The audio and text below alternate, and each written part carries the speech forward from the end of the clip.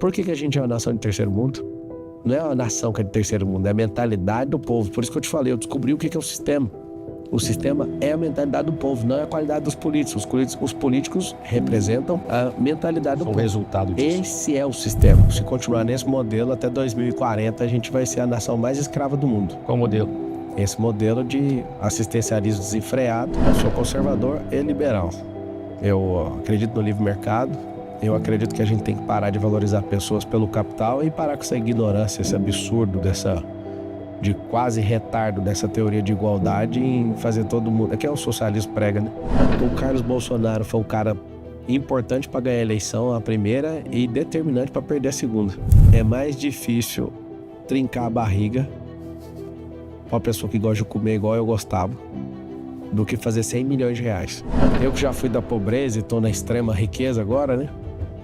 Me incomoda bastante as pessoas te valorizarem pelo dinheiro que você tem.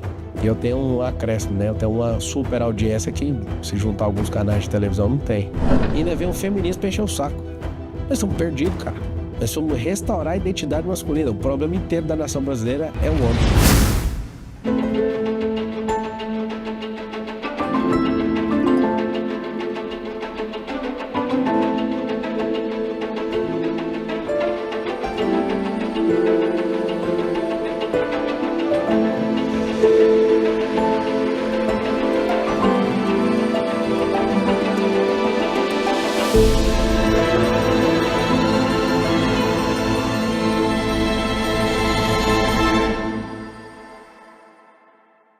Olá, seja bem-vindo. Esse é o Contraponto, seu programa de entrevistas que recebe toda semana, por uma boa conversa, convidados das mais diversas áreas, ideias e experiências.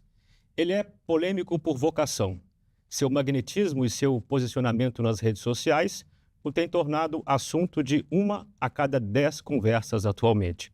Não satisfeito em erguer e conduzir suas empresas e cuidar de sua família numerosa, ele agora está disputando a Prefeitura de São Paulo. Eu sou Bruno Magalhães e recebo hoje, para mais uma conversa, Pablo Marçal. Tudo bem, Pablo? Tudo. Maravilha. Obrigado aí pelo convite. Você esteve aqui 2 anos atrás, rolou uma treta, mas ficou alguma diferença?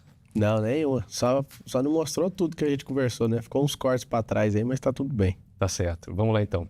Num vídeo que você fez com o Renato Cariani, ou ele fez com você na sua empresa, você apresentou lá, disse que tinha o seu family office e disse que os patrimônios estão com as famílias. Se não é com a sua, é com a do seu patrão. E falou que as famílias... Família do meu patrão? Como assim? Você falou, dizendo para o público, o patrimônio está com famílias. Se não é com a sua família, é com a do seu patrão. Sim. E disse que as famílias controlam o mundo. Sim. Queria que você explicasse um pouco melhor. As 5 famílias mais ricas do Brasil têm mais patrimônio que 100 milhões de brasileiros. Então, quando a pessoa não se desperta, quando a pessoa não tem um sonho, ela vai trabalhar para alguém que tem. Então, eu tenho ido nas favelas, eu fui em dezenas de favelas aqui em São Paulo, e a primeira pergunta que eu faço para todo mundo é: qual o seu sonho? E as pessoas não têm sonho. Isso é assustador. E, de fato, quem não tem sonho vai trabalhar para quem tem. Quem não tem um propósito vai trabalhar para quem tem. E isso tem feito o nosso povo pisar no solo mais rico do mundo. E eu equiparo essa situação até um computador de altíssima geração, só que com Windows 95. Você quer abrir um aplicativo de riqueza, ele fala: o Windows não suporta abrir esse aplicativo. Quero abrir um de liberdade, não. Quero abrir um de empreender, não também. Então, essa é a realidade. Poucas famílias controlam a verdade sobre o que é uma nação, né? São poucas, né? Deve ter umas 200 que controlam tudo aí. Mas você concebe um mundo sem empregados? É essa a ideia? Não. Deve ter 30, 40 milhões de pessoas que estão desocupadas no Brasil hoje. Tem mais Bolsa Família do que gente com carteira assinada em mais de 2.800 cidades do Brasil. Criou-se um modelo de sequestrar o povo emocionalmente. O modelo atual, a pessoa não pode ter uma renda, senão ela perde. Significa, se você não pode ter uma outra renda, você não pode prosperar. Você tem que ficar nesse limite aí. Então, o governo aprendeu a como domesticar o povo, colocar um sonho no coração, um sonho não, uma esperança que um dia vai mudar e nunca vai mudar. E ao invés de dar maturidade para esse povo, ao invés de ensinar inteligência emocional, finanças pessoais, empreendedorismo, profissões do futuro, tecnologia. Inclusive, eu tenho uma previsão não muito boa para o Brasil, que se continuar nesse modelo, até 2040 a gente vai ser a nação mais escrava do mundo. Qual modelo? Esse modelo de assistencialismo desenfreado, com essa esperança vazia, né, de que algum dia vai melhorar. Um governo que não tem responsabilidade fiscal, um governo que não promove o povo, vive contando que tira milhões da pobreza, mas na verdade tem tirado milhões de reais, que já foi comprovado, né, no último governo do PT, sem ser esse aí. Isso aí a gente tá vendo ainda o que vai acontecer.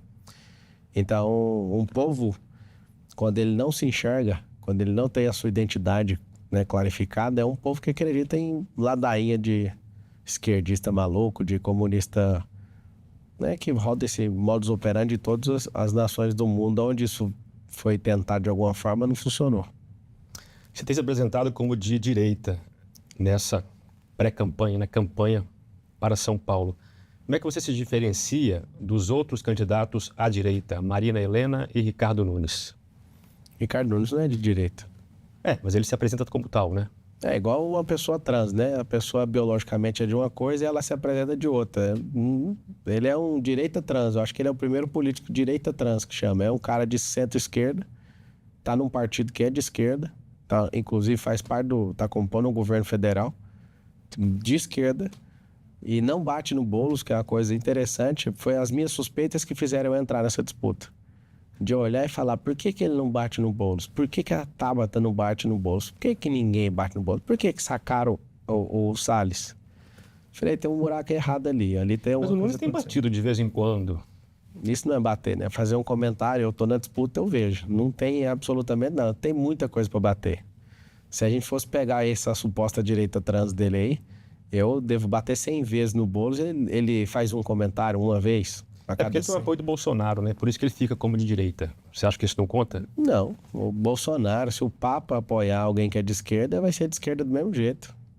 Se o cara mais de direita pôr dinheiro na campanha de alguém, e tem, inclusive, cara de direita que põe dinheiro nos caras de esquerda por causa de interesse contratual numa prefeitura, tem gente que põe dinheiro nas duas. Claro. O fato do cara da direita financiar a campanha do cara de esquerda não vai fazer ele virar de direita. Nem o Papa, nem o Bolsonaro, nem ninguém vai tornar a campanha do cara de esquerda a campanha de direita.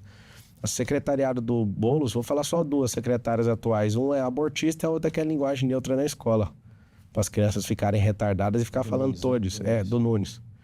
Então, só por aí você já vê. Não, é uma falta de coerência absurda esse assunto. Não é de direita e se for direita eu tiver que aceitar, é direita trans aí.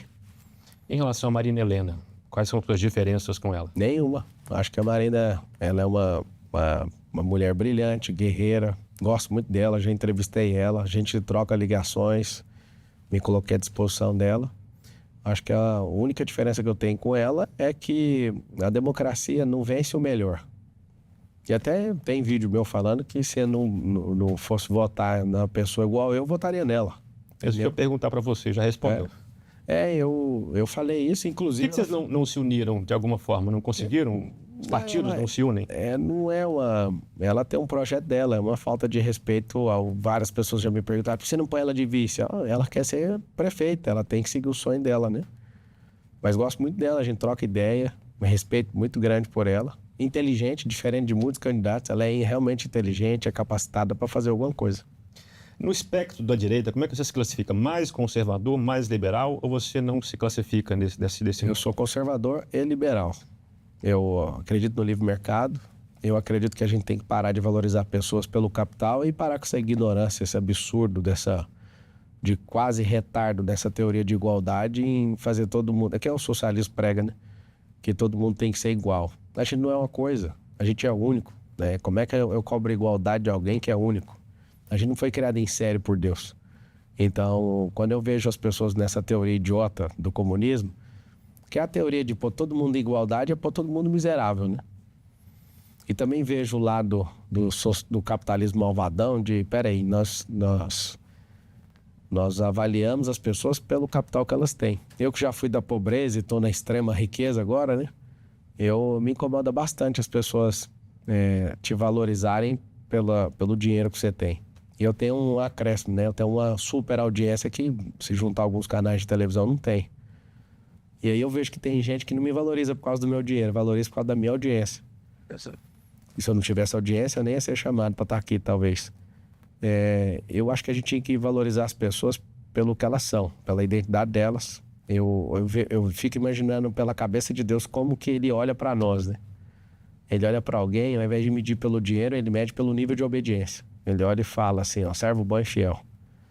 A Bíblia fala que para agradar a Deus, é impossível você agradar a ele se você não tiver fé. Então, não é sobre grana, é sobre desafio.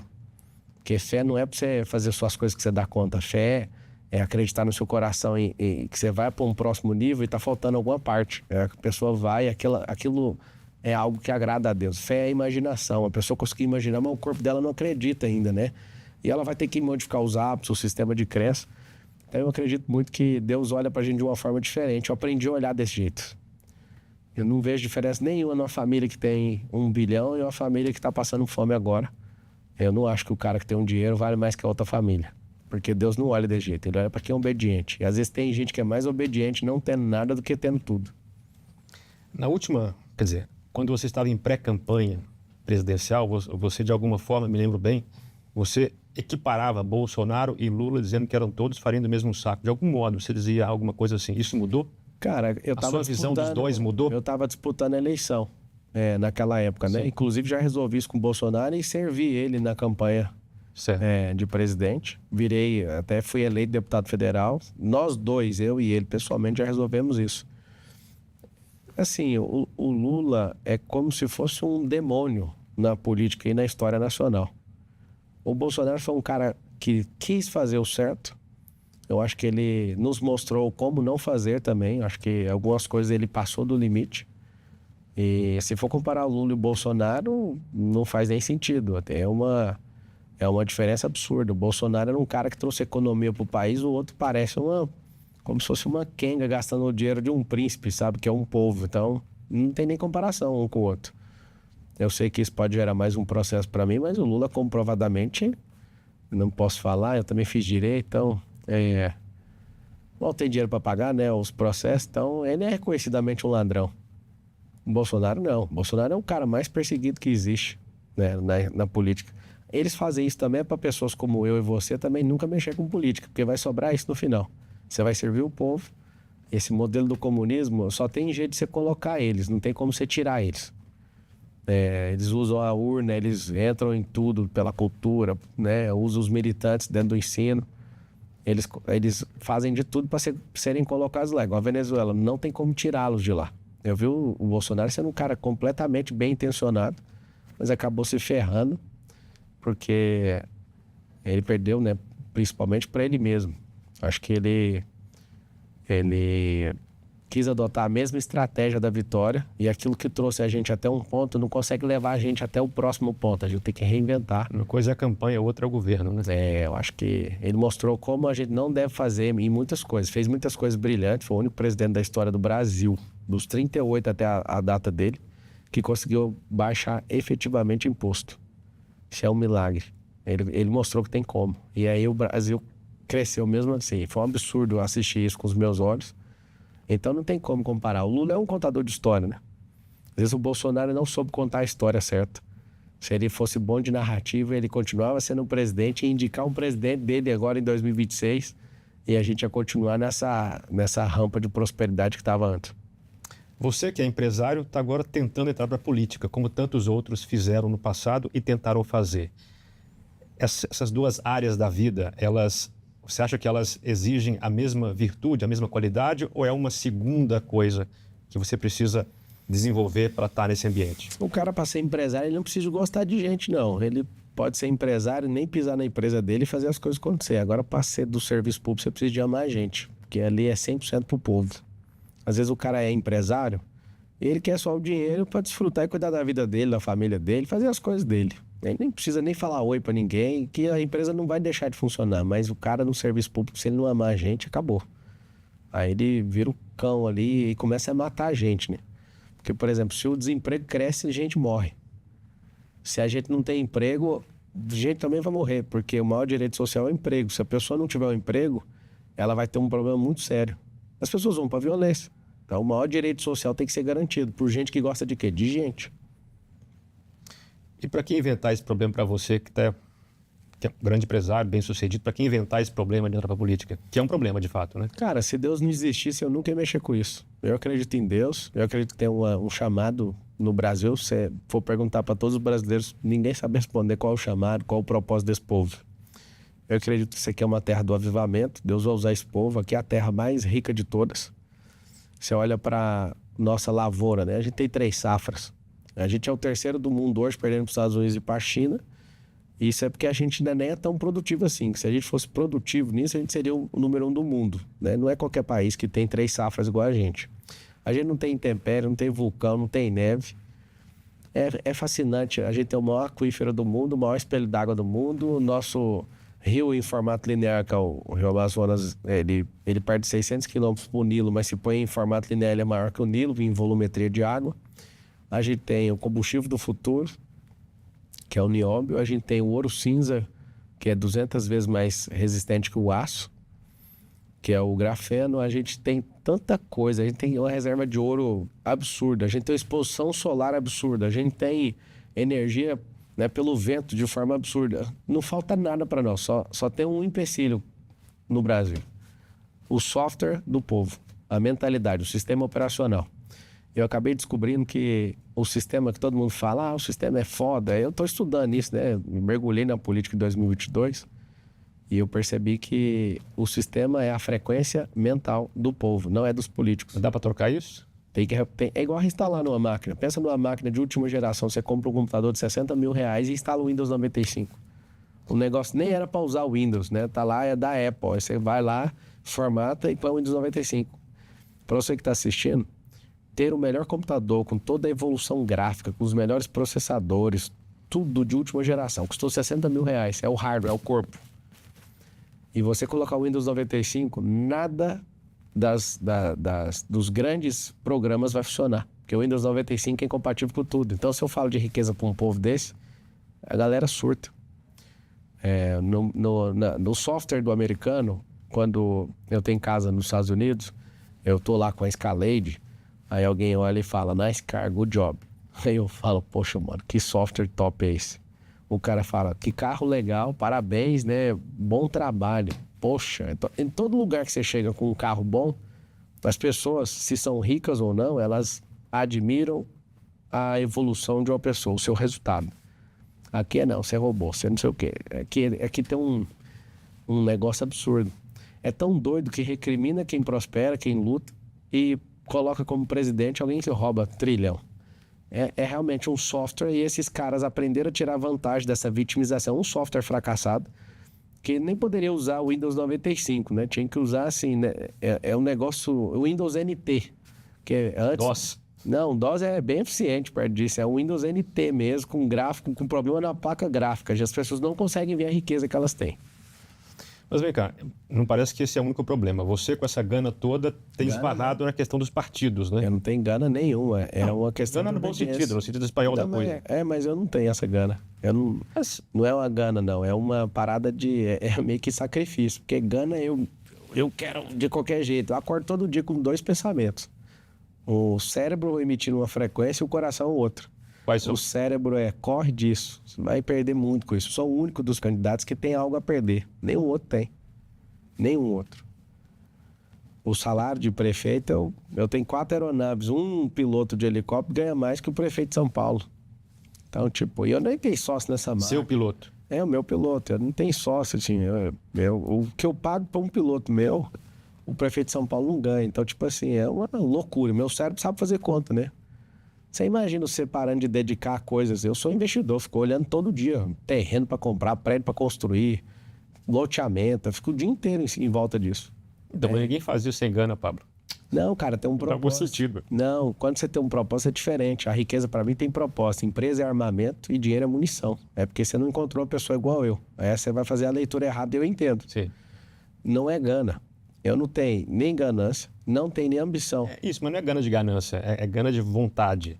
Nem Cara, isso é você o que tem. eu tô te falando, eu acordo todo dia sabendo, esse trem vai me ferrar, meu cérebro emite esse sinal. Então, se eu tivesse gana, eu ia atropelar isso. Qual que é o outro sinal? Propósito, é o coração. falando, tem jeito de levar essa nação para o primeiro mundo, tem que reinstalar, você tem que ser um hacker. Você tem que hackear o sistema. E o sistema não é o judiciário, não é o executivo. Você precisa usar uma esfera da sociedade para convencer o povo que tem como. Vou te dar um exemplo. Eu sou o candidato que mais vai em favela. Tem gente que nem pisou. Dos 10, só um tirou uma foto no lançamento, o outro foi em dois lugares. Um é o que ele mora e o outro ele foi aparecer esses dias.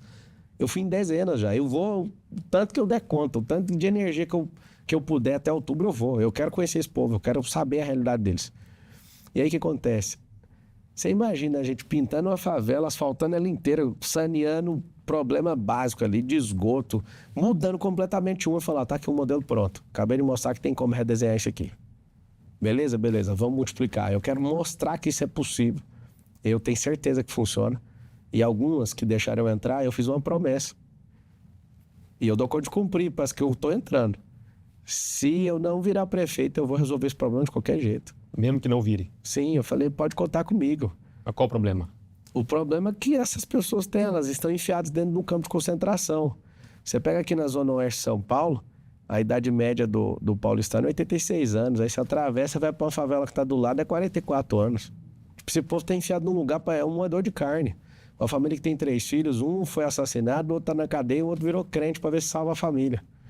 A realidade ali é outra.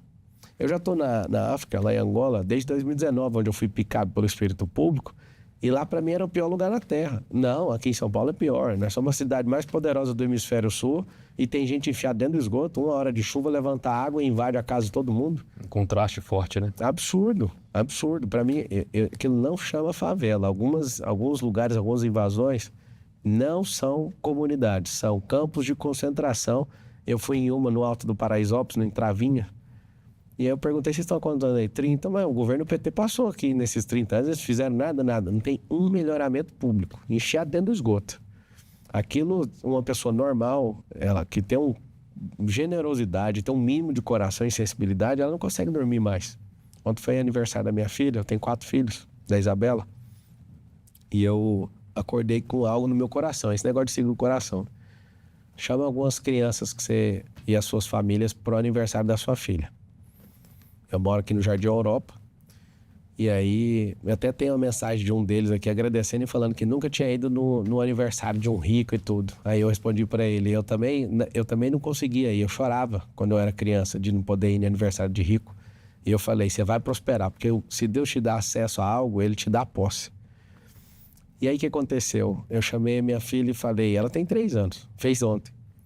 Falei, filha, quando o papai decidiu colocar esse nome em você como mãe, eu me inspirei na princesa Isabel. E aí eu não queria que você chamasse Isabel, né? Mas eu expliquei que ela libertou nosso povo com a abolição dos escravos. Aí a gente colocou o A de Isabela, que é consagrada a Deus. E eu quero te falar, hoje o papai trouxe algumas famílias que eu quero que você tenha amizade desde pequena. Foi um momento tão mágico na minha vida, que ela tem 3 anos, ela não tem compreensão cognitiva para entender tudo que eu tô falando. Ela conversa normal, né? Só que ela ficou olhando, parece que eu entrei na alma dela e eu falei, você vai libertar esse povo, papai vai começar e eu vejo isso. Eu senti isso no dia ontem de falar isso pra ela. E aí ver minha filha de 3 anos olhar no fundo dos meus olhos assim, cara, como se ela tivesse entendido tudo automaticamente falando e chorou, sabe? Ela desceu aquela lágrima que mexeu muito comigo. Mas não eram vizinhos não, né? Não, era da favela. Das favelas que você estava visitando, entendi. Sim. Entendi. Eu levei, e essas crianças foram crianças, cada favela que eu vou, eu encontro uma família que vira o símbolo daquele lugar para mim. Eu tô tirando foto e colocando em molduras. Eu vou tirar esse povo dessa vida. Esse não é um negócio assim, o cara que ganhou a eleição, não. Eu vou tirar esse povo de lá. O dia que eu fui pra África em 2019, eu tava indo embora, eu nunca mais ia voltar. Fui lá servir, levei um monte de empresário, investimos um dinheiro, foi bem legal. Aí uma criança chamada Paulo olhou para mim e falou assim, ela fala a língua portuguesa, são 9 nações que falam a língua portuguesa. Aí o Paulo virou para mim e falou assim, nunca mais você vai voltar aqui. Aquilo foi uma experiência espiritual absurda. Eu senti como se Jesus falasse daquele jeito comigo. É porque ele já ouviu muito isso, já viu muitas pessoas irem lá e nunca mais voltarem, né? Não sei se isso é possível rodar no final dessa entrevista um vídeo de 1 minuto e meio do que a gente está fazendo lá, eu gostaria que passasse, para as pessoas, né, entender aonde meu coração está aplicado. Eu olhei para ele e falei, não, eu vou voltar e eu prometo voltar até a última família, entrar na última casa. A gente está fazendo agora, era 300, agora é 350 casas. A gente revolucionou. Os angolanos vão lá e acham que aquilo é condomínio fechado. Lá tem tudo. Todo mundo fica espantado, porque a gente está lá desde 2019. E aí até fala no vídeo, se você autorizar passar aí no final, não sei se isso é possível. Eu falo assim, ó, vocês acharam que a gente veio aqui para gravar um stories. Foi ali que eu fui picado pelo espírito público. Sabe por quê? Porque quando eu cheguei, as mulheres pegavam no enxada, iam para fazenda. As crianças cuidavam de criança e os homens não trabalhavam, ficavam em casa. As casas de latão. E chega até ter 50 graus com o chão batido. E é emocionante que no vídeo, se às vezes não passar aí, vai depois no Pablo Marcal, Camizungo. Vocês vão assistir esse vídeo. A gente derruba essa casa e dá a casa construída de alvenaria para a pessoa. É um negócio absurdo. Só que o que me chama a atenção, e eu tenho certeza que nós vamos mudar São Paulo por isso, eu tinha certeza que não dava para mudar a mentalidade desse povo, mesmo eu sendo esse cara de mentalidade, porque faltou nutrição básica. Eu olhava para aqueles homens e eu acreditava. A gente criou um sistema para eles trabalharem, eles construírem. Eu comecei doando a rede elétrica, as máquinas de produzir tijolo com o próprio barro, é orgânico, né, é ecológico de lá.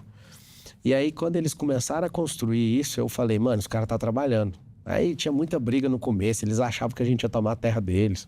Resumindo, minha última ida agora, em Angola, lá tá pleno emprego, todos os homens trabalhando, muita gente mudando de lá, indo para construção civil, gente já veio pro Brasil. Então, aquele progresso acontecendo mexeu muito comigo, muito comigo. Eu falei, qualquer lugar funciona. Fiquei imaginando, lá naquele lugar funcionou, qualquer outro lugar funciona. Aí você fez sem entrar na política. Você quer entrar na política para mudar por dentro. A questão é os partidos nos quais você esbarrou em 2022 e agora, por exemplo, você dava como certo o apoio do União Brasil e isso não aconteceu. Ainda está aberto, não, ainda está aberto. Sim. Tem algumas Como é que você vê esse cacicado partidário? Eu nunca vou esconder meu desejo de ter candidaturas avulsas, autônomas. A gente ia assustar com tanto de gente top que ia aparecer. Para chegar até aqui onde eu cheguei, é uma das coisas mais difíceis que existe. Dos 10 pré-candidatos, tem 2 que tem certeza que já ganhou. Tem um que vai conquistar o povo ainda, que sou eu. Os 2 que tem certeza não vai levar. Eles têm certeza, que é o Nunes e o Boulos. O Boulos é como se fosse um demônio, né? Para aprisionar nossa alma. E o Nunes é para continuar do jeito que eu acho que ninguém aqui é bobo para fazer uma besteira dessa. E tem um monte de aventureiro e tem um monte de gente que tá lá só para cumprir cota de partido. Para gastar um dinheirinho, para fazer energia lá. O que eu vejo? Eu vejo o seguinte, para chegar até aqui, é quase impossível uma pessoa do meu calibre conseguir. Primeiro, é muita gente desqualificada, é muita gente querendo te assaltar para você chegar até aqui e tomar seu dinheiro. É tudo desfavorável, é muito ataque nas suas empresas, ataque gente pessoal. Dos partidos? De todo lado. E quer assaltar? De todo lado. Então, se uma pessoa normal não aguenta, eu posso declarar que eu não sou normal. Tem que ter um nível de resistência mental, espiritual muito forte para suportar isso aí. E é por isso que a gente só tem político, praticamente quase todos, são políticos inúteis. Tem muito político que não serviria para ser atendente no McDonald's, que é um trabalho básico, honrado, mas básico. E o cara é prefeito de uma cidade. Por quê? Porque esses caras articulam para ter as piores pessoas. Pessoas que realmente não têm um pingo de caráter, não amam o povo.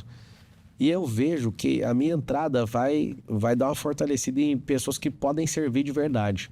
Sobre ser político, todo mundo que é político hoje, um dia não era político, tem a primeira vez, né? Agora, eu pago mais impostos que esses caras em milhões, eu emprego mais gente que esse povo, eu tenho mais riqueza que esse povo, eu mudei a mentalidade de mais gente. Se eu juntar esse povo tudinho, eu perder preso numa prova do Enem, se eu perder alguma coisa para esse povo, eu desisto. É um povo fraco. Isso me alegrou bastante em entrar. Se fosse gente realmente capacitada, que aguenta o tranco, que tem energia, é diferente. Agora, esse povo que está aí é até uma situação até de rir. Para mim, alguns são piada de querer governar uma cidade com a potência de 111 bilhões de orçamento. Os caras não sabem nem o que é 1 milhão. Você vai falar de bilhão com gente que não sabe o que é 1 milhão? 111 bilhões. 111 bilhões de orçamento de São Paulo. Mas vem cá, o apoio do União Brasil, que você almeja, ou almejaria de alguma forma, não depende de você subir nas pesquisas, o que não tem acontecido? Não, eu acho que você está com a leitura errada. Vamos lá, então. Eu estou crescendo. Eu sou o único cara que cresceu na última pesquisa. O Datena, ele é o cara mais conhecido na cidade de São Paulo. Eu sou mais conhecido na internet e de forma global no mundo, por conta da internet, né? Porque eu traduzo meus conteúdos e tudo, e tem alunos de todos os países, salvo engano, quase, ou todos ou quase todos. Alunos, eu tenho 1,5 milhão de alunos e sou assistido só numa rede social por 56 milhões de pessoas, contas únicas que me assistem no Instagram todo mês. E no TikTok, que eu nem uso, eu tenho 3,5 bilhões de marcações. Então, no contexto global, nacional, internacional, eu sou mais conhecido. Agora, na cidade de São Paulo, é o Datena. O Datena é monstruoso na cidade de São Paulo. Se ele entrar no Vamos Ver, que ele ainda não fez... Que tal lhe parece? Ele vai entrar, não vai entrar? O que você tem ouvido aí? Cara, eu converso com ele próprio. Eu sou o único pré-candidato que segue todo mundo, inclusive o emprestável do Boulos. Eu sigo todos. Eu acompanho todos. Eu sou um cara republicano que dá conta de conversar. Com o Boulos, não, né? Com ele não tem diálogo, né? Que eu fui no Conselho de Ética, ele... sendo o relator no Conselho de Ética, passou pano pra rachadinha e aproveitou para me xingar. Tendo o microfone. Eu tava lá sentado para acompanhar, né? Eu não acreditei que ele enterrou a candidatura dele ali naquele dia. Eu vi esse vídeo. Você foi lá fazer o que lá? Cara, eu fui lá passar o dia, entrando nas comissões, fazer... Eu vou lá, de 15 dias, uma vez por mês, eu sempre estou em Brasília. Eu tenho muito acesso a deputados federais, eu ajudo muito, eu sempre estou servindo. Certo. E o Datena? O que você tem falado com ele? Cara, o Datena, ele está tratando a saúde. E, assim, não quero falar ele que fale por ele mesmo, né? Mas eu não acredito, assim, que ele vai pôr essa energia, não. Mas se ele falar que vai, cara, o cara tem o coração de muita gente. As pessoas às vezes fazem a leitura errada e tudo, mas o Datena, se ele colocar pressão nele, vai dar trabalho esse negócio. Vai dar um trabalhão. E pode acontecer o inesperado. Depende da energia humana que ele vai colocar. Você mencionou que é preciso muita resistência para passar por esse calvário dos partidos, ou do partido. Sobre o União, desculpa, eu não respondi. O União é bem-vindo, mas se ele não vier, tá ótimo, a gente consegue persistir nisso. Tem alguns partidos. Mas tem alguma negociação em curso? Porque já está anunciado o apoio deles. Mas não está registrado tem na ata de convenção, a galera escreve assim, que pode ficar aberto para fazer até tal dia uma outra com outra pessoa. Então, depende do que vai acontecer, né? Tem muita coisa estourando do Nunes, eu espero que não seja verdade esse negócio da creche, que é se mexer no mais sagrado da sociedade, que é a criança, e se ficar comprovado esse negócio do Nunes aí que estourou, eu acho que todo mundo vai pular fora dele ali, porque ele vai desidratar de uma forma que não dá para chegar nem no que eles chamam de ou primeiro turno, entendeu? Porque para mim não vai ter nem segundo turno nessa eleição de São Paulo. Não? Não. São 8 milhões de eleitores, eu preciso de 3 milhões, eu vou alcançar esses 3 milhões, eu vou conquistar eles. Eu ainda não tenho, ninguém tem, né? Mas eu vou arrumar. Já foi feito em São Paulo, acho que se fosse uma invenção da minha cabeça, mesmo assim eu ia conseguir. Agora já tem um método, alguém já fez, então nós vamos fazer de tudo para conquistar esse povo. Você mencionou o calvário dos partidos, que cansa e é preciso resistência para passar por isso. Você julga que tem dançado bem essa música com os partidos? Sim, eu me encontro e falo abertamente com todos os líderes partidários praticamente. Qualquer hora que eu ligo pro Valdemar Costa Neto, ele me atende, me ofereceu vaga no Senado para eu desistir da prefeitura. Eu encontro com a CM, com o Caiado, com o Rueda, com esses caras todos, a Renatinha do Podemos. Eu tenho um acesso com essa galera muito boa. Quando não é com o presidente nacional, é com o presidente estadual, a gente é bem relacionado. Eu aproveitei bastante em 2022 para fazer um bom network com eles, então eu tenho um acesso diferenciado com eles. Eu não fechei com alguns, por quê? Porque o pedido era maior do que o que eu poderia entregar para eles. Alguns, por exemplo, só aceitam me apoiar se depois da eleição eu passar para o partido deles. E é um negócio que eu não estou aberto para essa negociação. Eu prefiro ser um príncipe num partido pequeno do que ser alguém que vai perder esse poder de fogo e de voz. Eu sou presidente de honra do PRTB.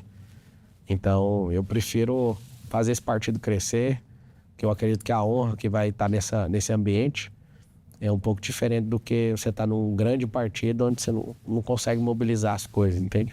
Mas pelo que você tem falado, para você o partido tanto faria, não? Então, se não tiver nenhum, que não é o caso, a gente vai ter sim, vocês vão conhecer no próximo final de semana. Se não tiver nenhum, tem como ir e ganhar a eleição do mesmo jeito. Isso não é Um Bolsonaro, por exemplo, ele ganhou a eleição sem máquina, sem padrinho, sem partido, praticamente, sem tempo de televisão. Mas depois também perdeu com a máquina na mão, a máquina mais poderosa da América Latina. Na eleição tudo pode acontecer. Na eleição ela é igual a mineração, você só conhece na apuração, né? Quem é mais resistente, quem consegue tomar menos gol e quem consegue fazer mais gol, é isso que faz total diferença na eleição. Que ele perdeu por quê? Quem? Jair Bolsonaro perdeu as eleições. É uma sequência de erros. Na sua opinião? É uma sequência de erros, assim, absurda. Ele subestimou a saída do Lula ali, eu acho que não poderia ter subestimado a saída do Lula. Saída da cadeia. A descondenação. É uma inovação jurídica que fizeram para não trazer mais problema até para minha campanha, né? Mas ali é uma inovação jurídica. Aquele dia que eu vi aquilo, deu vontade de rasgar o diploma de Direito. Fiquei 5 anos na academia para um dia ver aquela cena, mas já passou. A segunda foi o núcleo de decisões ali do Bolsonaro é um núcleo muito fechado. Não ouviu certos conselhos durante o governo. Campanha é uma coisa, governo é outra e reeleição é outra. Errou na estratégia de tráfego pago, não rodou tráfego pago da conta do Bolsonaro. Eu fiz um vídeo, inclusive foi eu que desenhei essa escrita desse vídeo, tem gravado eu lá no Na conta pessoal ou na conta da campanha? Na pessoal, tinha que rodar na pessoal. Ele era o político mais seguido do mundo, não sei se ele ainda é. No Brasil, eu sou o terceiro político mais seguido, né? Primeiro é o Bolsonaro, depois o Lula, depois eu, no Instagram. O que acontece? Eu fiz um vídeo com ele para ele gravar a cabeça das cidades do Brasil inteiro, 5.557. Ele gravou umas 853. Gravei lá, fiquei a madrugada com ele gravando. E aí o vídeo era para encaixar numa mensagem dele pedindo perdão por algumas falas. E aí acabou que o Carlos Bolsonaro não gostou, falou que o pai dele não pediria perdão para ninguém, que não era para fazer aquele tipo de coisa. E é muito ruim porque o Carlos, ele atrapalhou muitos relacionamentos e muita gente de aproximar do Bolsonaro. Ele me atacou, eu fiquei calado. Mas Quem? O Carlos? O Carlos, infelizmente, o Flávio tem um relacionamento muito bom, é o que eu mais tenho uma abertura para conversar, e com o próprio presidente. Só que o que aconteceu? Eu vejo que politicamente o Bolsonaro ele foi muito econômico e ele não deu espaço para os políticos governarem do lado dele. Ele não deu cargo. Pra gente honesta, não é pra vagabundo, não. Você olha alguns políticos ali, vou falar um que lançou o Bolsonaro e ninguém sabe, que é o Marco Feliciano, na Comissão de Ética. Da Comissão de Direitos Humanos. Foi ali que começou a primeira vez o Bolsonaro. Depois aquele negócio do kit gay, depois os vídeos de corte rápido, aí ele foi explodindo. Eu fui acompanhando desde a faculdade de Direito essa ascensão do Bolsonaro. Ele colocou ali 6 mil militares na presidência da República, sendo que ele poderia colocar realmente, dividir o poder ou compartilhar o poder com gente honesta. Ele acabou não fazendo. Um erro que eu vi que ele cometeu, ele não foi atrás de alianças, né, de partidos políticos. E ele poderia ter ajudado os partidos lançarem outros candidatos na inicial para depois juntar com ele num bloco. Ele ficou 100% contra todo mundo. Isso é muito ruim. Num cara que é presidente da República. Uma coisa é ele para entrar, ele fez certo, conseguiu entrar. Manter, fez errado. Outra coisa, esse negócio de bater muito na Rede Globo e não ajudar as outras emissoras. Então ele freou com a Globo e freou os investimentos com todo mundo. E o mundo é movido por narrativa. Então ele jogou errado nessa questão de narrativa. Acho que essa impaciência dele com a mídia, abandonar às vezes uma entrevista. O tráfego pago na campanha para mim foi uma das piores coisas que eu vi na campanha. Eu acho que a gente começou a rodar e teve que ir para PL. Ninguém quer saber de Instagram de PL, de Facebook de PL. Queria ver na conta dele. Aí a gente distribuiu pelo PL, várias cidades ficaram vendo o vídeo e mandando, não grava as outras. Acabou que a gente... o Carlos meio que assumiu isso. Acredito que ele perdeu o debate. Falo com lucidez que eu estava ali acompanhando, ajudando. Fui investidor, investi um dinheiro na campanha dele. Fui atrás para colher dinheiro e colher alguns milhões com alguns empresários e mandava direto, né, para a campanha. Ele perdeu aquele debate. Eu tinha aquele negócio do Covid, eu acho que ele mandou mal demais nas falas. Acho que ele pecou muito na comunicação, sabe? Não contar uma história, sempre impaciente e algumas falas desconectadas prejudicaram ele demais.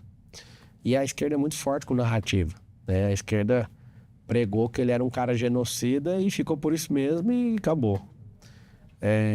Nos finalmente ali, eu tinha falado até com ele para ele falar, cara, você não eu tomei vacina. Eu tava entrando nos Estados Unidos, um cara saudável, beleza. Eu falei, não, eu vou tomar a vacina aí pra gente... Fui atrás da melhor vacina e tomei. Só que aí ele decidiu não tomar. E aí, decidindo não tomar, aconteceu algo. Eu falei para ele, cara, fala pro povo brasileiro, você vai tomar essa vacina por último, você é um capitão de um barco e você quer que todo mundo tome primeiro. Sai disso. Isso que os caras estão te acusando, de você colocar sigilo em documento, quebra o seu sigilo, quebra do Lula e da Dilma lá no debate. Aí tudo que era ideia, que dava para resolver assim no punch, no final, aí alguém lá não deixava, o Carlos. Aí eu pedi para ele, não chama o Lula de ladrão no debate, porque todo o Brasil vai estar assistindo. E aí eu até fiz essa expressão, eu puxei o bolso e falei, olha aqui, ó, se você falar pro pobre que o Lula roubou eles já não tem recurso, de recurso não chegou na mão deles. Eles não vão acreditar. Vão entender, né? Aí você pode chamar, e ele continuou chamando. Você vai chamar e vai acontecer algo surpreendente. O povo vai olhar para você, ele já tem uma resposta para isso. Aí foi aquele negócio da reportagem da Veja de apartamento, comprado com dinheiro. Aí o Lula invertia facilmente isso. Parecia uma discussão de quinta série. Ele ganhou o debate da Band, dominou o centro, inclusive parecia um octógono. O Bolsonaro mais alto, pondo a mão, zoando o Lula. Ele ganhou aquele debate, mas ele não podia perder o da Globo. Perdeu o debate, tráfego pago, não dá espaço político. O Carlos Bolsonaro foi um cara importante para ganhar a eleição, a primeira, e determinante para perder a segunda. Um cara rancoroso, raivoso, não fala com ninguém, não deixa o Bolsonaro seguir a Michelle no Instagram, pra você ter uma noção. É isso. Então, tipo assim, é uma besteira que foi criada, e eu tô te contando essas coisas, eu não tenho nada contra ele, absolutamente nada, isso são fatos, nada. Se ele quiser falar comigo, eu falo de boa. E por que ele não está te apoiando? Quem? Jair Bolsonaro. Por causa do tempo. Cheguei por último, já estava acertado, tem um acerto do PL, não é nem aquela coisa que ele tá apaixonado. Ele deixou isso claro, eu fui almoçar com ele, ganhei a medalha dele lá de 3 Is, ele que quis me dar, não pedi nada. Me deu bons conselhos, eu tô seguindo, tô no terceiro, já fiz o primeiro. Imbrochável? O que é o negócio? É imbrochável? Incomível e imorrível. Essa é a medalha. E ele deu essa medalha para poucas pessoas, né? Então, assim, ele me deu os conselhos e ele fica muito puto se eu falar os conselhos, então eu não vou te falar, mas dos 3 que ele me deu, já concluiu 2. Falta terminar mais um, eu tô terminando. Coisas pontuais, então. São coisas pontuais. E a gente se fala bastante no WhatsApp também, ele é um cara que eu gosto. E o Tarcísio, você conversa com ele, não? Já conversei, ajudei um pouco na campanha dele, mais dando do Bolsonaro do que dele. É um cara que eu gosto e fica animado de janeiro poder ajudar a cidade de São Paulo, tendo ele como governador, que é um cara que é tocador de obra, um cara correto. Eu vejo verdade no Tarcísio, eu gosto muito dele. Como é que começou a sua relação com o Felipe Sabará, que está coordenando a sua campanha? Ele está coordenando o plano de governo. É o irmão, braço muito forte, mudou completamente a pré-campanha, né? Depois que ele chegou. Ele que veio até nós, quando ele era secretário ainda do Tarcísio, que ele descobriu que a gente parou tudo que a gente estava fazendo para ajudar o Rio Grande do Sul. Sim, aí, um ponto aqui ainda da pauta. Inclusive, se eu não estiver enganado, até a esposa do Tarcísio foi lá, não foi, Alexandre? E foi. Ele foi a pedido dela, que é da questão de assistência social e tudo, foi entender por que a gente estava disparando aquele tanto de carreta, né? Mandamos 4 milhões de quilos de suprimento para... Então, ele procurou você naquela ocasião, daquela ajuda? Não foi eu, não. Ele foi na empresa, ele nem sabia que era eu, não. Foi lá pelo governo, meio que em off, a gente não quer vincular, mas a gente pode entregar algumas coisas aqui. Aí encostou caminhões ali para a gente carregar e levar. 2.000 pessoas envolvidas no nosso movimento, o portão de uma sede de uma das nossas empresas ficou aberto por 33 dias, sem parar, carregando 206 carretas para o Rio Grande do Sul. Foi assustador o que a gente fez. A gente criou um aplicativo de resgate de gente e de animal para encontrar pessoas. Abrimos 10 CDHs, Centro de Distribuição Humanitária lá. A gente fez o network com as pessoas que a gente conhece, pegamos 10 galpões e essas carretas foram enviadas para esses galpões para entregar nos abrigos. A gente criou um aplicativo de rastreamento de carreta, a gente criou uma empresa de logística praticamente para salvar aquele povo. Tudo porque eu estava assistindo no primeiro dia que aconteceu, e aí eu acho que num segundo eu vi um vídeo que acabou comigo, que é um vídeo de uma família esperando o resgate, o helicóptero fica em cima e a água vem, derruba a casa e eles morreram. E aí ali eu saí e falei, cara, eu tenho aeronave, eu tenho stand de dinheiro, eu tenho stand de empresa, stand de sócio, nós vamos parar tudo e vamos servir esse povo. Aí eu chamei meu sócio e perguntei para eles, se a esposa de vocês, ou o marido de vocês, ou os filhos de vocês estivessem lá, vocês fariam o quê? Aí todo mundo, a gente iria. Eu falei, então a gente vai falar que a nossa família tá lá. Foi loucura. Aí eu fui lá, fiquei no salvamento. Foi muito forte. Cheguei em alguns lugares, gente presa dentro de casa, e água subindo. Eu virei uma madrugada lá em Matias Velho, na canoa. E eu lembro que as pessoas falavam, não entra aí não, porque tem uma facção aí dando tiro nos outros. Eu falei, mano, o povo tá morrendo. Alguém vai ter que entrar. E aí eu esqueci da minha patente social, do dinheiro que eu tenho. Eu falei, eu não vou arregar não, nós vamos. E voltar, cara. Teve uma hora que o motor da canoa estragou. A gente amarrou 2 canoas e veio trazendo 8 pessoas que estavam ilhadas dentro de casa. E a gente virou a madrugada ali até amanhecer. E aquilo mexeu muito comigo. O cara que tava comigo, ele pegou leptospirose no mesmo barco. E ficou internado. E ali Na sua empresa? Não, esse é o que eu conheci lá. Ele trabalha em uma seguradora minha. Ele é correspondente de uma seguradora que a gente tem. Aí, quando eu vi aquilo com os meus olhos, cara, aquilo ali me fez chorar demais. O tanto de gente que estava sendo salvo por civis. E eu não vi o poder público ali, aquilo me deixou doente, cara. Às vezes eu vi um policial e falava, cara, você tá a serviço? Não, eu tô de folga. Quando você viu um policial, um bombeiro, o cara tava de folga. Parecia que tinha alguma coisa errada ali, sabe? Parecia que alguém tava querendo que o caos se instalasse para vir com dinheiro de emergência. Eu não senti uma má fé do poder público ali, sabe? Esse cara de folga estava atuando. Tava salvamento, Entendi. tipo, como civil. Entendi. É civil salvando civil. Cara, e ali me despertou uma vontade muito grande, cara. Eu fiquei pensando, sabe no quê? Quando eu servi, a gente ficou 33 dias ininterruptos, mandando aviões. Eu usei meu network para pegar aeronaves de várias pessoas e os pontos das nossas empresas recolhendo e disparando. Algumas aviações aéreas estavam recebendo coisa e não estavam conseguindo levar, a gente levava de carreta. Foi um negócio brabo. Mas eu percebi o seguinte, o jeito que a gente parou o nosso negócio para ajudar o povo do Rio Grande do Sul, eu percebi que se a gente parasse e tratasse a miséria em São Paulo como um estado de calamidade, a gente consegue resolver. Então, ali foi um treinamento para mim, em poucos dias, de resolver o problema de muita gente. Aquilo mexeu muito comigo. Muito, muito. Como é que começou a arranca-rabo entre você e a Globo, e entre você e o governo? Mentira Como é que deles. começou? Ixi, aconteceu trem demais. Eu pousei numa base aérea para entregar medicação. E aí, por causa de orgulho lá, teve um desentendimento e mandaram arrancar meu jato e sair de lá correndo. Eu falei, cara, eu vim para servir, ué. Aí fiquei, beleza. Aí eu mandei tirar. A gente ia ficar ilhado lá sem o jato, né? Aí no outro dia eu chamo o comando da aeronáutica e falo, eu preciso pousar o jato só pra sair. Não, vocês não vão sair daqui, não. Caramba, não vamos? Não. E aí eu fui e freto um helicóptero pra sair da base aérea, o helicóptero não consegue sair de outro lugar. E aí mesmo assim não queria deixar eu sair. Eu falei, mas vocês estão querendo arrumar confusão comigo por quê? Tudo por causa de politicagem. Ficaram constrangidos, porque eu fiquei furioso. Eu falei, cara, eu vou ter que usar meus canhões então aqui pra falar o que vocês estão fazendo aqui. Que eu vim aqui para ajudar, pousei com autorização, entreguei a medicação, vocês estão chateados, mas não podia ter filmado. Eu quero filmar para todo mundo saber o que a gente tá fazendo. Isso, se você entende que é aparecer, eu também entendo. Eu tô fazendo isso para mais gente doar. E todo mundo que eu fui pedindo ajuda via que eu tava lá e falava, se você tá aí, eu vou mandar. E aí o que aconteceu? Criou uma confusão nisso. Falei, eu não vou bater porque eu gosto do exército, aeronáutica, eu não vou falar nada.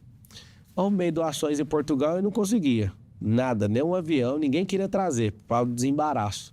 Aí eu fiz um apelo, falei, Lula, já que você tá querendo resolver, por que você não manda um avião aí da Força Aérea? Não sei se você chegou a ver o vídeo, o Brigadeiro. Sim. Respondeu, até respondeu o Pablo Marçal aqui, nós vamos atender o pedido. Aí conseguiu, deu tudo certo. Aí o pangaré do Paulo Pimenta, que é o ministro do PT, que quer ser governador, senador do Rio Grande do Sul, que ele tá fazendo isso tudo, é por causa disso. Ele vira e vaza um áudio de mentira falando que, tipo assim, os caras igual eu é traidor. Eu não ganhei uma medalha, não ganhei R$1. Servi mais que o governo inteiro. E se eu bato no peito e quem quiser, eu vou pra cima. E ele vai, né, com o Lula ali, com aquela coitada da Natuza, vai a infelicidade de soltar meu nome. Soltou o nome com a pessoa errada, porque uma carreta nossa foi parada. O próprio presidente da ANTT, da Agência Nacional de Transporte, falou que foi multado. O governador do estado de Santa Catarina também teve caminhão que foi multado. E eles criaram uma fake news e botaram na minha conta. Aí eu peguei e gravei um vídeo, acho que é o vídeo mais assistido da história do meu Instagram. 56 milhões de visualizações o vídeo. Eu descascando essa Natuza. E, inclusive, ela vai ter a sorte de me entrevistar como pré-candidato ou candidato na época aí que vai acontecer, como prefeito, né? Ela vai ser um pouquinho difícil o nosso encontro. Que ela vai ter que redimir dessas merdas que ela falou ao meu respeito. E ali, cara, eu percebi que tinha um conluio contra as pessoas que estavam querendo ajudar. Perseguição. Eu falei, cara, tem alguém mal intencionado com isso aqui. E aí eu não arrego pra nada mesmo. Falei, então vamos peitar, já que vocês estão malucos mesmo, vamos embora peitar isso aqui. Tive cara a cara com o Paulo Pimenta num conselho também lá numa sessão lá no Congresso Nacional. Essa distância aqui que nós estamos, eu fiquei olhando pra ele, tipo, vai, faz igual o Boulos, me xinga, vai, que agora nós vamos pra cima. Resumindo, a AGU, a Advocacia Geral da União, ingressou com a ação contra mim. O juiz deu 15 dias para eles fundamentar lá o que eles estavam pedindo, eles não fundamentaram, não virou absolutamente nada. Porque A ação era por quê? Qual que é o objeto dela? como se eu estivesse inventando fake news e eu tivesse que pedir desculpa pro governo federal. Quanto àquela multa? Que é qualquer outra coisa. Eles estavam alegando que eu falei que o povo estava ajudando mais que o governo. Isso é uma alegação que todo mundo viu com os próprios olhos. Tanto é que eu comecei a criar esse coro de o povo pelo povo, civil salvando civil. Falei, bota o pé na água. Tipo, o exército estava encostando e não estava pondo o pé na água. Nessa live, acho que foi nessa live mesmo, você falou que ia processar a Globo. Isso foi adiante? Foi raro Continua? O advogado está aqui. É porque entrou numa jurisdição e a gente teve que mudar para outra, né? Então teve desistência primeiro, mas está correndo a segunda ação. E é uma ação de quê? De indenização contra De você? reparação de dano. Quero ver a boca da Natuza falando, eu errei, a Rede Globo, televisão errou. Não quero dinheiro não, mas se vocês não quiserem assumir, que paga o dinheiro pra gente continuar doando lá pro Sul. Quer você ganhe ou não essas eleições, você vai continuar tentando outros cargos como governador, presidente? Olha, É a sua ideia? eu não vou ganhar nada, eu só vou me ferrar. Quem vai ganhar é o povo. E ter alguém com coração correto, generoso, pau na máquina, que gosta de fazer as coisas. Eu não quero legislativo. Eu quero seguir o caminho do executivo e quero provar para o Brasil inteiro que tem como mudar o Brasil a partir da cidade mais complexa de todas, do Hemisfério Sul, que é São Paulo. Conseguindo fazer isso, eu vou me dedicar nisso para ser o melhor prefeito. Não pela minha glória, mas pelo povo. Se eu for o melhor prefeito, vai ter asfalto em tudo.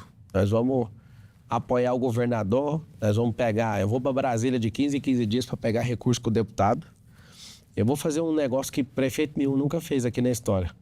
Porque geralmente o deputado federal ele carrega lá pro interior isso para, né, conseguir o voto sempre para ele continuar firme ali. Eu vou dividir o mérito com ele e vou trazer isso para a cidade de São Paulo. Bom, mudando um pouco de assunto, pergunta que você deve ouvir bastante, mas eu não lembro de nenhuma resposta sua. Como é que houve algum momento em que você sentiu uma virada de chave, expressão bem comum, entre o estudante de direito e o empresário bem-sucedido? Houve um momento ou foi algo gradual que você não conseguiu pegar? Cara, eu queria ser engenheiro, né? Não passei, eu vim de escola pública, isso ensino, a escolarização pública é um lixo. Acabei zerando biologia e não passei ainda... Lá em Goiás. É isso. E aí eu fui fazer a Universidade Paulista, que eu fiz e concluí direito. Para pagar a faculdade, eu tive que virar atendente de call center para conseguir pagar. Sim. E aí eu comecei a crescer muito dentro dessa empresa de telecomunicação. Estava fazendo direito, aí eu queria já ser delegado federal. É o meu primeiro intento quando eu entrei na faculdade de Direito. E nessa competição desses dois, se eu cresceria ali para ser... Eu fui crescendo, né? 5 cargos verticais em 8 anos dentro dessa companhia. E aí o que aconteceu? Chegou uma hora que eu fui participar de um evento com a amiga, empreender, produzindo um show. Eu produzi esse show e eu ganhei mais dinheiro do que todo o período dentro da Brasil Telecom. E eu vi, poxa, empreender é mais rápido que isso aqui. Então eu tinha 3 frentes ali. Eu queria me tornar presidente da Brasil Telecom, aí no direito eu queria ser delegado federal, e aí o empreendedorismo veio e engoliu. O tempo foi comprimido pela intensidade de energia que eu apliquei em poucas semanas. Fiquei assustado com aquele resultado, de verdade. Falei, poxa, você trabalha uma vida inteira aqui, você quer trabalhar para os outros, e aqui com liberdade, fazendo do jeito que eu quero. Eu vou isso aqui. Então fui picado ali, eu levei uma picada do Rica Vírus. E aí, cara, eu terminei minha faculdade, queria ser advogado, não segui. Queria ser presidente da Brasil Telecom, também não segui. E aí eu fui para esse caminho do Rica Vírus, de empreender. E aí, cara, meu Deus, eu fui funcionário por 13 anos. Olha que número de azar, né? 13 anos trabalhando para os outros. No 14º ano eu me liberto, e empreendedorismo liberta. Né? Eu fico imaginando o tanto de milhões que eu já paguei imposto. O tanto de gente, aos milhares. Só uma seguradora nossa tem mais de 30 mil pessoas envolvidas direta e indiretamente nessa seguradora, chama Love. Sério? E aí o que acontece? Eu fico imaginando aonde que eu cheguei podendo me libertar. E eu acredito que o direito social mais poderoso é o emprego. E quem gera emprego não é o governo.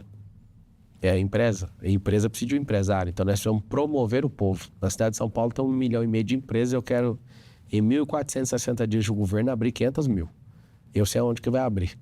Regularizando a situação na quebrada e estimulando e dando benefício fiscal para empresas se instalarem lá. Para a gente resolver problema de trânsito na cidade, que é um caos. Às vezes você vai andar 5 km, leva 1 hora para você deslocar 5 km. Eu correndo, atravesso 5 km em 21 minutos. A pessoa de carro no trânsito de São Paulo, às vezes leva 1 hora. Olha que loucura. Explicar, mas há espaço para tanto empresário assim? Essa é a questão. Fica parecendo que só vai ter empresário no Brasil. É engraçado porque quando você ouve empresário, é igual o jogador de futebol. Você acha que, na média, quem ganha mais dinheiro? O jogador de futebol ou o professor? Na média, deve ser o professor. Todo mundo acha que você é um cara bem inteligente e você pensou, pô, pela contraintuitividade eu vou pegar o outro. Tem muito pé rapado jogando bola também. Então, tem cara que ganha R$200 por jogo. Na média, o professor ganha mais. E os mais bem pagos, inclusive, são professores. Tem uma mentoria minha que eu ganho R$2 milhões por hora. Os mais bem pagos? Não tem como concorrer com o Neymar, com... Então, mas aí que está o segredo. Ele não é jogador, ele é empreendedor. Mas aí fica fácil, você desclassifica ele do jogador. Nem eu não, ele que se qualificou, Sim, é diferente. entendi, Eu não desqualifiquei jogador, ele que se qualificou. Não, você reclassifica ele em outro... Eu não, foi ele que fez isso. Foi o pai dele que criou a empresa, que entendeu que ele não é um jogador, mas ele é uma marca, um movimento. Tá. E ele é um cara que tem 4 bilhões de patrimônio, Fala do que Neymar, é um jogador, sim. Ele não é jogador, ele inclusive nem está jogando e não para de ganhar dinheiro. E foi para um tipo de campeonato onde ele é um rei e ganha mais do que 10 times de futebol aqui do Brasil juntos. Ou seja, ele é empreendedor, ele é investidor, ele é outra categoria de profissional. E também joga. É outra coisa que ele faz. É apostador, ganha 10 milhões de euros em aposta jogando pouco. Ele entendeu o jogo por trás do jogo. Eu estou te falando isso justamente para as pessoas entenderem. Por quê? Eu tô falando nas favelas para as crianças. Não tem vaga de jogador de futebol igual vocês estão imaginando. Eu também, quando eu era criança, queria jogar bola. Graças a Deus, não consegui. Eu queria ser delegado federal, não consegui. Eu queria ser delegado, acho que você não ia se enquadrar, não. Essa coisa toda. Esse negócio de prender os outros, eu ia gostar. Não é isso. Eu tô falando pela sua inquietude, entendeu? Pois é, ia ter que arrumar um problema todo dia. Talvez se eu fosse delegado federal, eu teria prendido o Lula, né? Poderia ter acontecido isso, que eu ia fuçar alguma coisa para prender ele. Mas outro delegado federal prendeu. Então, vai para a próxima pergunta. Não, a questão é essa. É porque já vi você falando sobre isso, mas não entendi exatamente a sua ideia.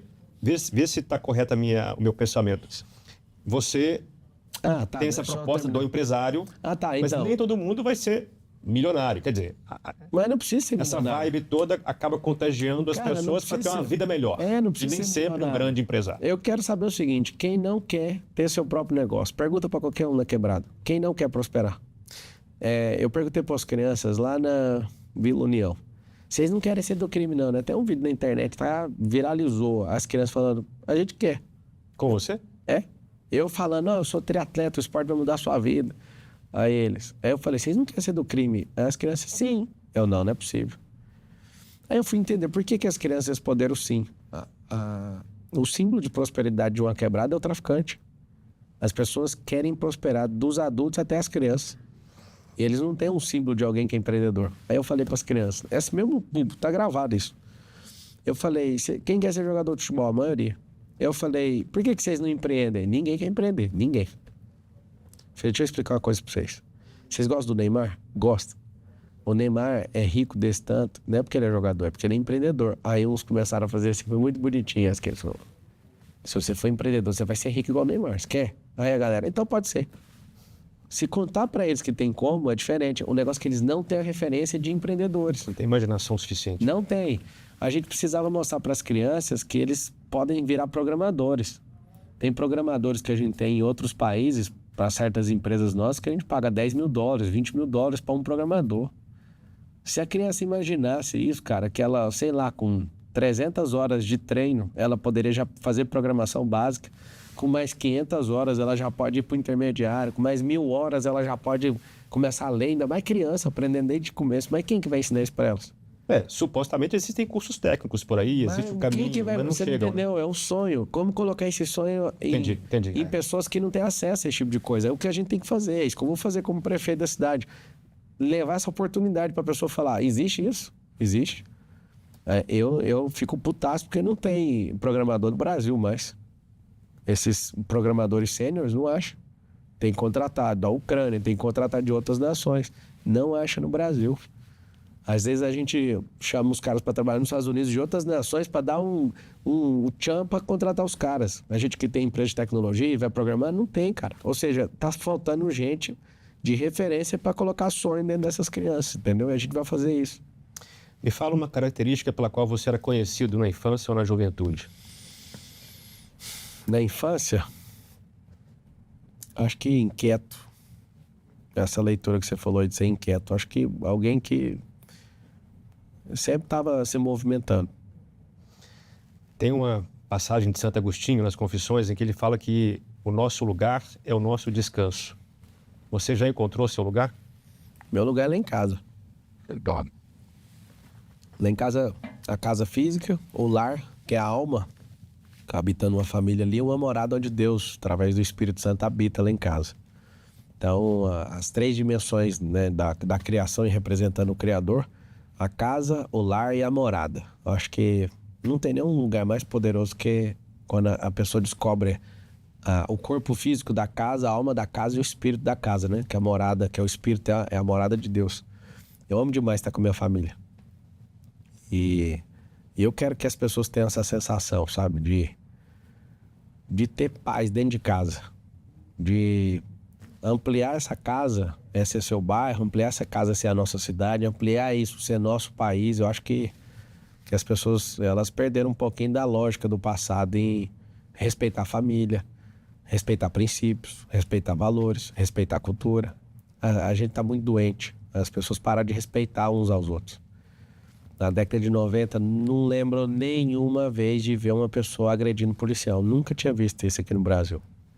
Hoje é normal alguém querer sair na mão com o policial. Ou seja, perdemos o respeito. A discussão de Olimpíada é Lula e Bolsonaro. A discussão de qualquer assunto é essa idiotização política. E quem ganha com isso é a esquerda. A esquerda é que propaga esse tipo de coisa. Ganha por quê? Porque manter todo mundo ocupado e dividido. Se a gente for um povo mirado numa direção, você vai olhar para a China. Eu percebi isso, que eu gosto demais de ficar estudando a evolução de um país, por que eles estão fazendo e tudo. Aí um dia eu descobri um número que me deixou doente. O PIB chinês em 1990 era abaixo de 400 bi. Era dos 361 bilhões. E o PIB brasileiro em 1990 era 420 bi. Era maior que o da China. Hoje, o PIB do Brasil é 2,7 tri e o chinês está em 21 tri, quase batendo nos Estados Unidos. Mas o custo lá é grande, né? Lá é uma ditadura, lá não tem liberdade. Calma, esse aí você foi lá na China já? Já. É o seguinte, eu tenho negócio lá. Lá, essa liberdade que você tá falando aí... Não, na rua você anda, você conversa, você não, tá na rua, nas empresas. No governo forte. Calma. Vamos resolver isso aí. Lá não é um país comunista igual todo mundo imagina. O próprio governo fala que ali é uma nação com 2 sistemas. Filosoficamente, o partido, tudo não tem o que discutir. Só que eles revolucionaram, copiaram o modelo metacapitalista dos Estados Unidos e falou, nós vamos ultrapassar os Estados Unidos. Deu poder para algumas pessoas, ficou sócio de algumas empresas e falou, vamos investir em infraestrutura. O que eles fizeram? Investir em infraestrutura, criaram um plano institucional para o país até 2040. Eles investiram concreto, depois você pesquisar essa que é assustadora. 3 anos eles construíram mais do que os Estados Unidos em 100 anos. Eles foram lá na educação base, eles colocaram identidade esportiva em todo mundo. Pode abrir o quadro de medalha agora que a China está em primeiro lugar. Na frente. eles revolucionaram o direito trabalhista. Antes o povo era tudo camponês. Eles falaram, nós vamos construir os maiores símbolos, e aí a gente parte do que eles pegaram, o que tinha de melhor em todas as nações. Todo mundo de inteligência artificial está morando lá. Tanto é que eles viraram referência. Eles eram uns copiadores na década de 90 e hoje eles estão mostrando como é que faz. Eles fabricaram tanto carro chinês, que você pode vender sem parar, que não vai parar de chegar. As empresas de carro, eles construíram seus próprios navios para entregar. Então tem uma demanda de carro já pronta para o mundo inteiro. Vai engolir a Tesla várias vezes, aquela BYD. Esses caras fizeram o quê? Eles revolucionaram a empresa. Eles estão colocando a primeira empresa para funcionar 100% sem nenhuma intervenção humana da Xiaomi. Eles estão revolucionando tecnologia, comunicação, tudo. Por quê? Porque antes eles copiavam os produtos. Agora eles compraram a cabeça dos inventores. A cabeça de gestão de tecnologia. Eles mudaram completamente. Só que é aí que tá. Eles são uma nação. Se não é do jeito que a gente concorda, eu entendo. Vou fazer o quê? Senão lá chamava céu, se lá não fosse comunismo, né? Eles são comunistas. Só que eles criaram 2 sistemas e é falado isso politicamente. Desde quando eu comecei a ingressar à China e ter esses acessos, eu fiquei indignado. Mas como que um comunista funciona? Você acha que dá para copiar uma parte sem copiar outra? A parte que dá para copiar é ter um plano até 2050, até que o plano meu de governo para a Prefeitura de São Paulo chama SP50. Nosso problema eleitoral é que as pessoas criam planos para 4 anos. A gente tem que ter um plano para 40. Nós somos de um plano para 50 anos. E o plano chama SP50 para a gente mirar São Paulo em 2050, mas conseguir chegar em 2050 antes de 2030. Dá para chegar. Mudando aqui, ó. Você imagina a gente investindo na cabeça das crianças com 5 coisas: inteligência emocional, educação financeira, empreendedorismo, tecnologias e profissões do futuro. 300 profissões vão deixar de existir nos próximos 10, 15 e 20 anos. 300. Você imagina. O cara é advogado hoje, daqui a 20 anos não tem emprego de advogado mais. O algoritmo vai engolir. Não tem erro, dá conta de ler os processos tudinho, você imagina. Ontem eu fui fazer um rap pra confrontar o Boulos, pra ver se ele sai comigo numa batalha de rima, que ele acha que é da Quebrada. Eu vou mostrar quem é da Quebrada. Eu fui lá, escrevi a letra. Na verdade, eu peguei, eu mandei pra um cara, o cara me ajudou a escrever, coloquei na inteligência artificial, a música voltou, eu falei, mentira que esse trem fez isso. Mas escrever não vale, tem que ser espontâneo, você sabe, né? Não, cara, batalha de rima é espontâneo. Você faz isso. Esse é um vídeo pra chamar a atenção. Sim, tá. Eu sou um cara do improviso, eu tô dentro, você imagina. Só que é pra gravar um vídeo pra fazer. Quando eu ouvi, eu falei, cara, o que aconteceu? O que vai acontecer com os estúdios? Você não tá entendendo. Entregou 10 versões de música com beat diferente. Falei, cara do céu, de graça o aplicativo. Eu falei, acabou o mundo, mano. Acabou o mundo. A Xiaomi mostrou que o mundo acabou. A poderosa lá do Jeff Bezos, a Amazon, 100% autônoma no centro de distribuição, o negócio parece filme de ficção científica. Acabou. Ou seja, vai chegar um tempo agora que, se a gente não preparar nosso povo, nós seremos uma das nações mais escravas da tecnologia. Tem um termo chamado tecnocracia, que é essa sedução tecnológica. Eu lembro do Aldous Huxley, né, em 1932, ele falava assim, que as pessoas no futuro, elas iam babar diante de telas projetivas de imagem. Em 1932 não tinha nem televisão. Imagina celular. O pai dele trabalhava na Unesco, ONU, essa doideira, a família dele. Inclusive, indico a leitura do Admirável Mundo Novo. Esses caras, eles sabiam o que ia acontecer, essa idiotização com o mundo. Tem uns livros de distopia, 1984... O outro é Fahrenheit 451, que é a temperatura que o papel queima. As pessoas iam abandonar os livros e iriam ser idiotas. E essa é a geração mais idiota de todas. Não tô falando mal de ninguém, tô falando mal de todo mundo. É a geração mais idiota de todas. Quando você começou a sua entrevista, você falou, Pablo é polêmico por natureza. De tempos em tempos nascem pessoas para provocar os imbecis. Eu não sou polêmico. Sou um cara correto no que faço, prospero, quero ver a prosperidade de todo mundo, só que pensar dói hoje. As pessoas, elas odeiam pensar. E aí não é eu que sou polêmico, eu aprendi a usar a vitimização dos outros para entrar na cabeça delas. Então, não é um negócio que eu quero ser tosco. Não, cara. Eu quero fazer você pensar. Tem gente agora assistindo e pensando, eu não gosto dele. Tô nem aí, cara. Eu não tô aqui para te agradar, eu tô aqui para te servir. Se todo mundo entendesse que a gente tá aqui para servir uns aos outros, a gente parar de ser esse povo idiota. Nós vamos ter um só povo, uma só língua, uma só direção. Quando eu falo isso, você pode querer votar em quem você quiser, mas todo mundo tinha que querer o progresso do Brasil e do brasileiro. Se você ler Gênesis 11:6 sobre a Torre de Babel, você vai ver que Deus dá um código ali e a China usa o código. Eu uso nas minhas empresas, que é o código ilimitado, chama unidade de linguagem. O que eles fazem num casamento? Cada um fala uma língua ou cada um seguir um lado. Tem que seguir o mesmo rumo e falar a mesma língua. Então, empresa, sociedade, amizade, casamento, tudo funciona se tiver unidade de linguagem. E um país, se a gente tiver uma nação, nós somos um só povo. Cada um querer fazer o que quiser com a bunda, com a boca, você faz o que você quiser, mas a gente tem que estar apontado numa direção. Tudo que é fundamento de um povo é indiscutível. Direção de um povo, indiscutível. Só a vida privada, foda-se. Desculpa usar essa palavra. O que faz o Brasil, Brasil? O brasileiro, só que ele é enganado. É um povo de 500 anos de descoberta. Já estava aí já, mas se descobriram otário, trocando Tá vago aí. espelho. O brasileiro é do Brasil, o Brasil é brasileiro. O que faz o brasileiro? O que dá unidade ao Brasil? Fora o território. Vamos lá, mas o território é o primeiro. Não, claro, certo? claro, é importante, mas Então, fora tá o bom. território. A direção. Vamos levar isso aqui para onde? Se não tem ninguém falando, eu estou dando a direção, então. Como cidadão. Tô falando que sou pai de ninguém, nem dono aqui não. Você não acha que há uma alma latente que precisa ser resgatada? A ideia é a criação de algo. Tem que reconfigurar o cérebro de todo mundo. A gente era um povo que, quando os portugueses chegaram, eles trocavam espelho por ouro e tá tudo certo. A gente... Espelho por ouro, é isso mesmo. A gente tinha um ouro e tinha um espelho. Isso aqui é mágico. Então tá, fica com ouro, a gente fica com o espelho. Aí depois a gente, há 200 anos atrás, a gente foi liberto, né, de Portugal. Mas continua o povo escravizado do mesmo jeito. Por quê? Porque é a mesma sensação de você ser filho de um rei, alguém te tirou e levou você lá para Bogotá, lá para a favela, lá não sei aonde, na Venezuela. E ninguém deixa você descobrir que você é filho de um rei, sabe? E o rei é Deus. E se você descobrir isso, lá em Salmo 115:16 está escrito assim: os céus são os céus do Senhor e a terra ele deu para os filhos.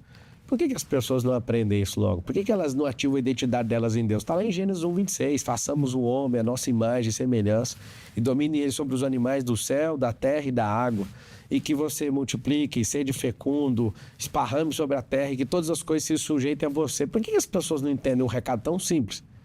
Eu fico admirado de alguém pagar para descobrir a identidade no método IP. Tem um curso lá que custa 20 mil reais. Às vezes tem 700 pessoas dentro da turma. Eu falo, primeira coisa que eu falo, como que vocês pagaram por uma coisa que é gratuita? Aí todo mundo já fica tenso, né? Nós pagamos 20 mil, mas tá escrito, é gratuito.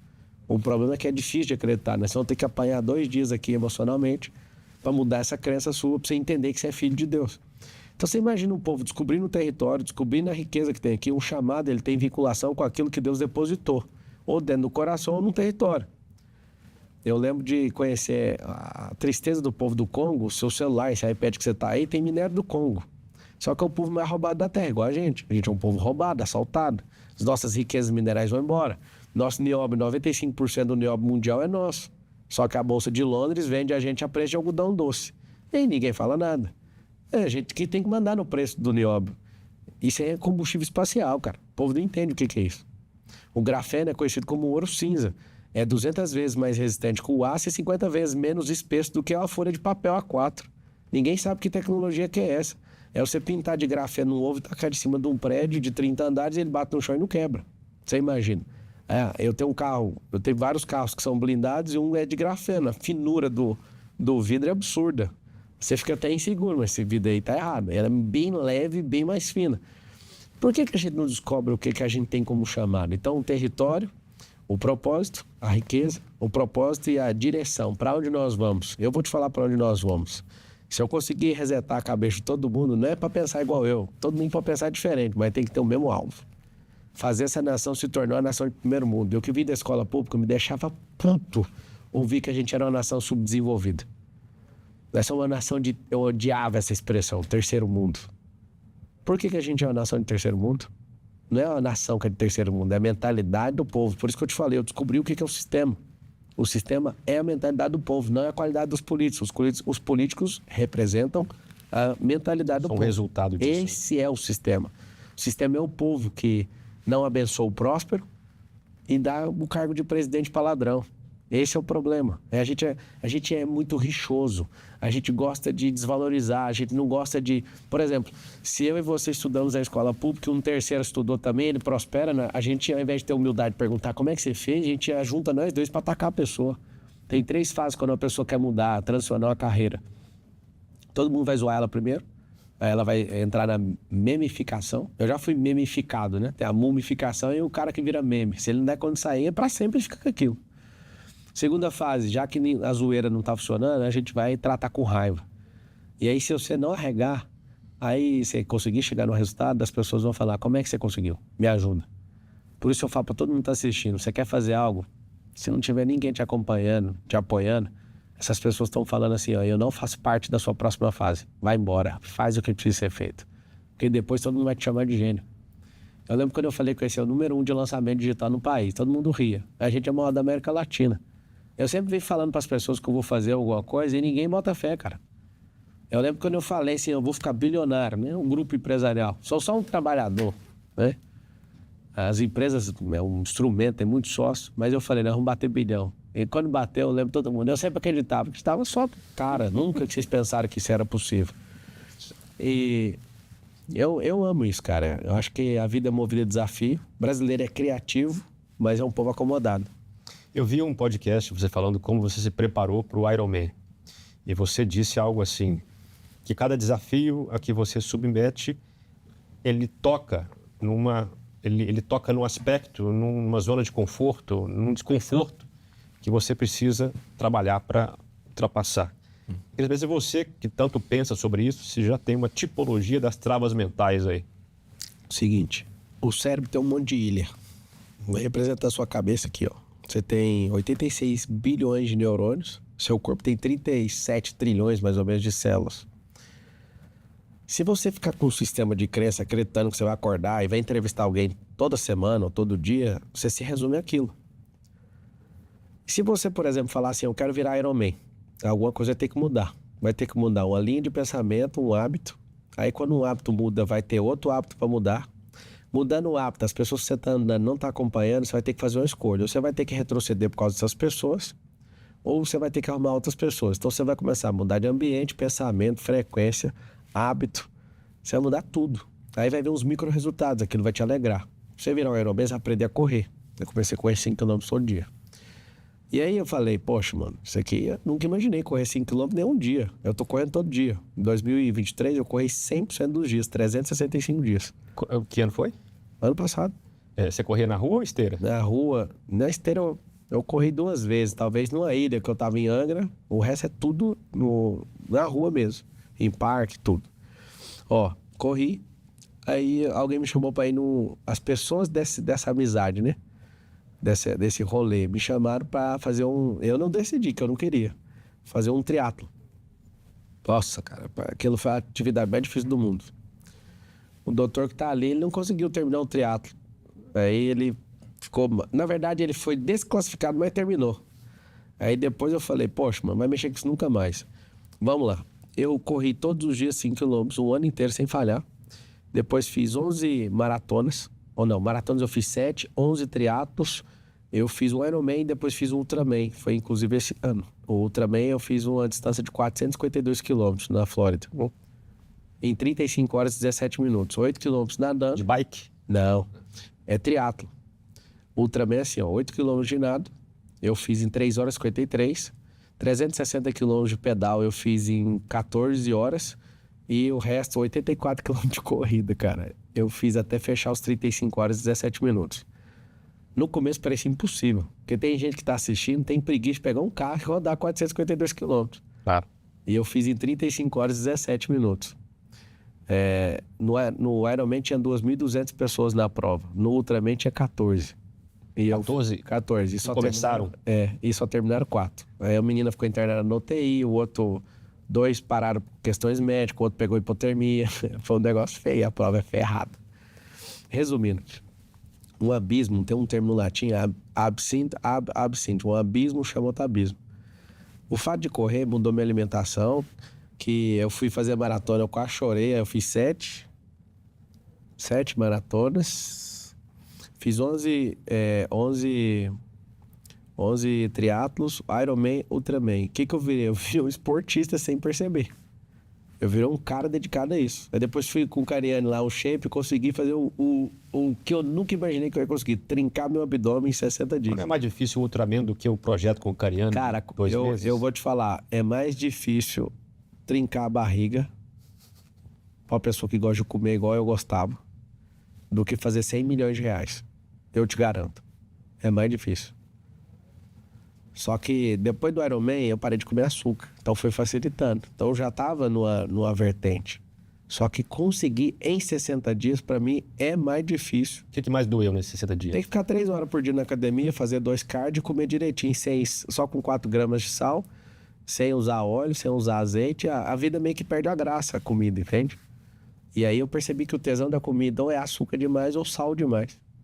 E aí você regular o que a OMS fala pra você comer só 4 gramas por dia, aquilo mexeu demais com o meu cérebro. Acabou com a alegria na comida. Você não tem mais tesão em comer.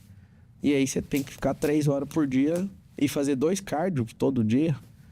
Mas chegou no dia do desafio, ninguém tava acreditando, cara. A hora que eu arranco a camiseta e o negócio trincado, tudo pirou.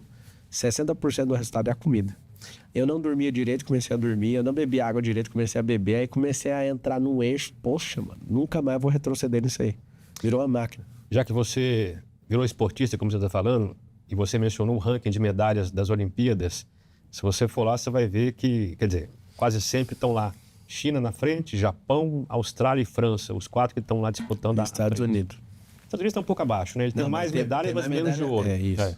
Não, mas eles vão inverter, eles passam na frente. Então, e o Brasil sempre oscilando ali na 30ª posição. É o que a gente está faltando para o brasileiro nesse aspecto também? Identidade esportiva.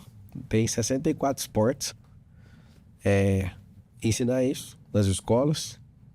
Não ocupar as crianças com recreação só, mas dar uma identidade esportiva.